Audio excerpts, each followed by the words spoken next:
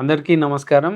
నా పేరు doctor Srinivas Kasha, senior consultant orthopaedic surgeon from KIMS hospital Secunderabad. ఈ మధ్య కాలంలో మనందరం వింటున్న ట్రీట్మెంట్ ఏంటి అంటే టోటల్ నీ రీప్లేస్మెంట్ సర్జరీ, కీలు మార్పిడి ఆపరేషన్. అండ్ అధునాతనమైంది రోబోటిక్ నీ రీప్లేస్మెంట్ సర్జరీ.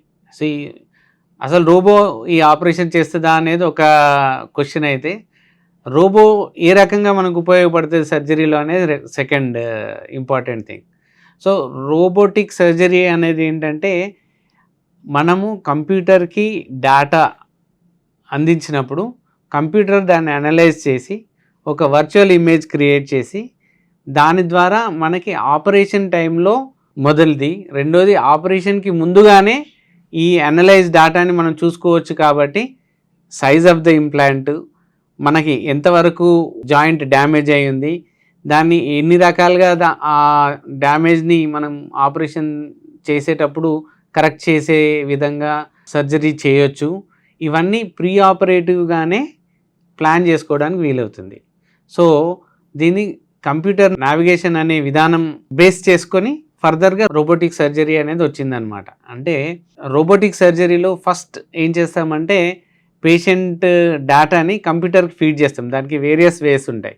ఒకటి వచ్చేసి ఇమేజ్ బేస్డ్ రోబోటిక్ సర్జరీ అంటాం. దాంట్లో మనం పేషెంట్ సిటీ స్కాన్ తీసుకొని దాన్ని కంప్యూటర్లోకి ఫీడ్ చేస్తాం.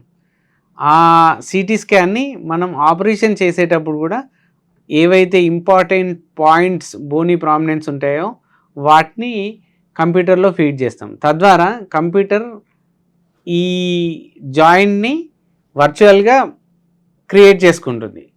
And that will guide us with 1 mm and 1 degree accuracy తోటి ప్రాపర్గా ఎక్కడ కట్ చేయాలి, ఎంతవరకు యాంగులేషన్ తీసుకోవాలి, వంగిపోయిన కాలిని స్ట్రైట్ చేయడానికి ఏ రకంగా మనం కండను తక్కువ కట్ చేసే విధంగా ఎముకను కట్ చేసుకొని సర్జరీ చేయొచ్చు అనేది మనకి అనలైజ్ చేసి డేటా ఇస్తుంది అనమాట. దాన్ని మనము ఆపరేషన్ మధ్యలో, ఆపరేషన్కి ముందు సైజెస్ని, వేరియబిలిటీని, మన లిమిటేషన్ని, వీటన్నిటిని అడ్జస్ట్ చేసుకొని ముందే ప్లాన్ చేసుకోవడానికి వీలు పడుతుంది.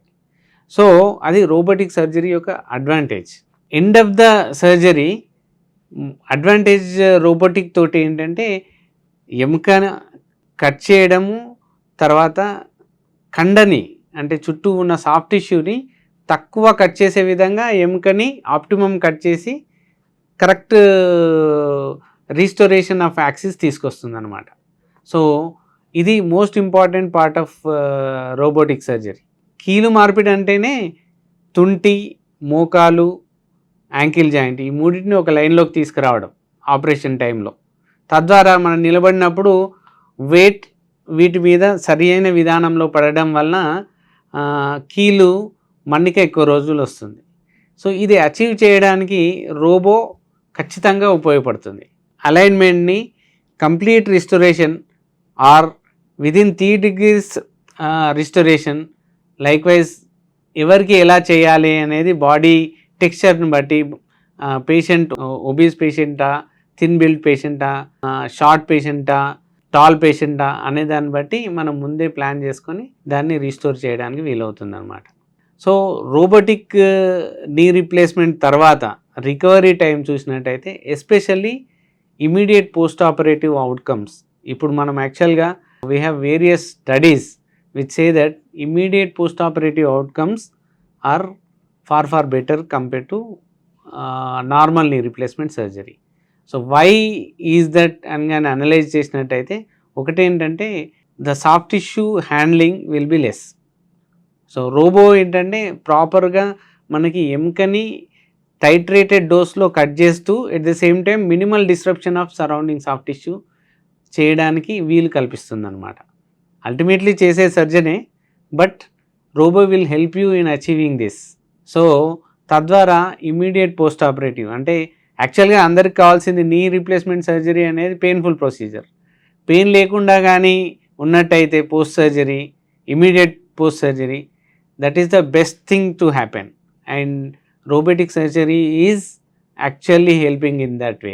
అది మన లాంగ్ రన్లో చూస్తే ఇప్పుడైతే we do not have the data across the world to say that robotic is better long రన్లో 6 months తర్వాత 1 year తర్వాత. ఇన్ఫ్యాక్ట్ యాక్చువల్లీ ఇప్పుడు మనం రెగ్యులర్ నీ రీప్లేస్మెంట్తో కంపేర్ చేస్తే ఇది ఎక్కువ రోజు మన్నీకి వస్తుందా ఎవరికి తెలియదు. ఇప్పుడు డేటా మనకంత లేదు.